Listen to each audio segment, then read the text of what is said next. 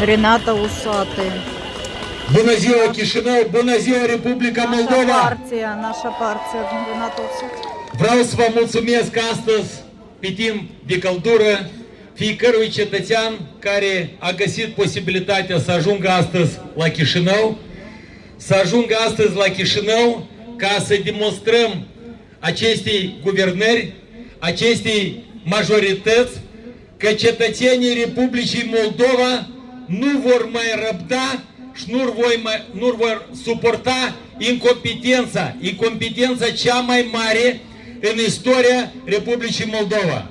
Îmi aduc aminte când acum câțiva ani am ieșit în fața dumneavoastră când gazele erau 29 de lei per metru cub, eu v-am demonstrat cu documente cum noi astăzi achităm cel mai scump gaz de pe continentul european.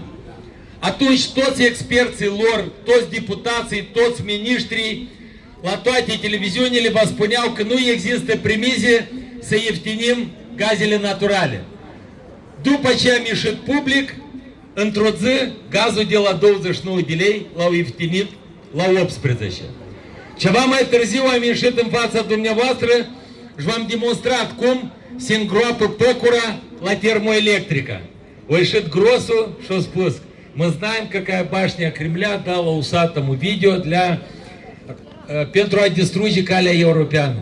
De fiecare dată ei au inventat fel de prostii, fel de nebunii și cel mai urât, când nu le ajung bani în buget, cel mai ușor de unde să luăm.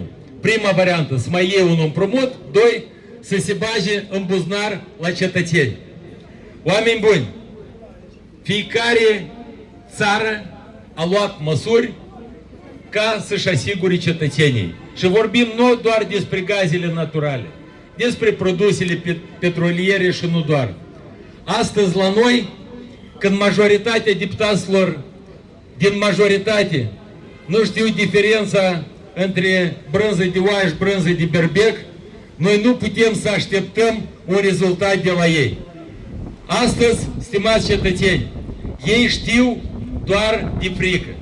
Și acest lucru de mai multe ori a fost demonstrat. Ei astăzi deja au votat a patrulea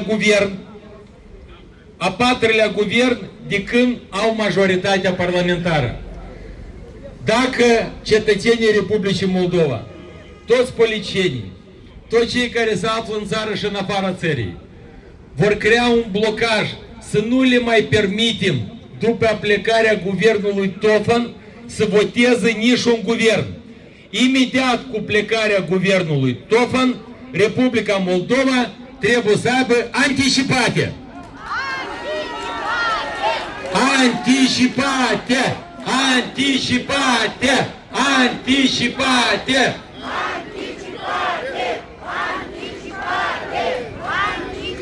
Eu mă bucur că astăzi unii s-au trezit, alții, după ce au fost loviți foarte dur de aceste tarife nebune, astăzi guvernarea, știți de ce au ieșit abia anume în această perioadă să crească prețurile la gaz?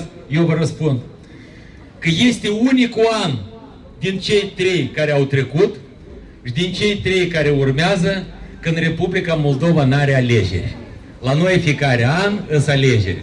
Un an sunt locale, un an prezidențiale, un an parlamentare. Că dacă în acest an noi ar fi avut alegeri, orice tip din ele, nimeni n-avea să ridice prețul. Cum spun ei, să nu nervăm oamenii înainte de alegeri. De asta, dacă ei cred că unica soluție ca să nu crească tarife, atunci o să avem alegeri. Numai că nu alegeri care le planifică ei, alegerile locale din 2027. Dar o să avem alegeri parlamentare anticipate. Anticipate! Anticipate! Anticipate! Stimați cetățeni, și un lucru foarte important. Haideți, noi, eu vă mulțumesc încă o dată celor care ați venit astăzi aici din toată țara, care susțineți diferite partide politice, diferiți politicieni. Oameni buni, noi astăzi dacă ne vom învăța ceea ce Republica Moldova nu a făcut cu părere de rău niciodată, ca în fiecare raion unde locuiți dumneavoastră, în fiecare oraș, în fiecare sat, când o să anunțăm următorul protest, ca să protestăm în localitățile noastre. Vă dați seama, dacă să iasă 100 de oameni într-un oraș, la Drochea, Cahul, Basarabeasca, Telenești, 200 în Ocnița, 500 în Bălți, în sate, iată atunci, credeți-mă că ei intră în panică. Că altfel ei nu vor schimba nimic. Încă o dată vă mulțumesc, Moldova, noi știm a protesta, știm cum putem obține anticipate și sigur le vom face. Vă mulțumesc! Так, Рената Усатый, наша партия, партия Nostru. Noi suntem bucuroși că alături de noi sunt și reprezentanții partidelor extraparlamentare. Pe această cale îmi permiteți să invit